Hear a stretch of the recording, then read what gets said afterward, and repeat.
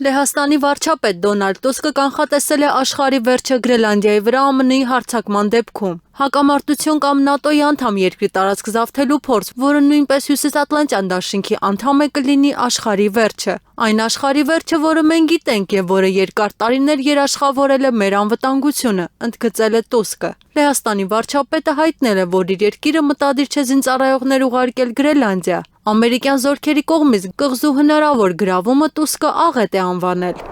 ԱՄՆ-ի կողմից Իրանին հնարավոր հարվածը բազմաթիվ ռիսկեր է պարունակում, այդ թվում Իսրայելի վրա Թեհրանի հարձակումը եւ նավթային ճգնաժամը։ Նման նախազգուշացնող հայտարարությամբ հանդես է եկել ամերիկացի լրագրող Թաքեր Կարլսոնը։ Կարծես թե մենք սպասում ենք Իրանին մոտալուտ հարվածների։ Ես գաղափար չունեմ դրանք տեղի կունենան թե ոչ, բայց բոլոր նշանները ցույց են տալիս, որ ինչ-որ բան մոտենում է, ասել է լրագրողը։ Մենք կարող ենք ականատես լինել, որ Իրանը կհարվածի օրինակ Իսրայելին այնպիսի ծավալի զենքով, որ փառաբանված երկաթե գմբեթը չի կարողանա պաշտպանել իսրայելական ամենախոշոր քաղաքները եւ բազմաթիվ մարդիկ կմահանան, ենթադրել է Կարլսոնը։ Վերջինս նաեւ հավելել է, որ ԱՄՆ-ի հնարավոր հարձակումներից հետո Իրանը կարող է փլուզվել։ Բացի այդ, Կարլսոնի կարծիքով Վաշինգտոնի հարվածը կարող է հանգեցնել Իրանի հարձակումներին Պարսից ծոցի երկրների ենթակառուցվածքներին, որոնք նավթի խոշորագույն արտադրողներն ու արտահանողներն են։ Եթե այդ ենթակառուցվածքները շարքից հանվեն, հնարավոր է համաշխարհային նավթային ճգնաժամ,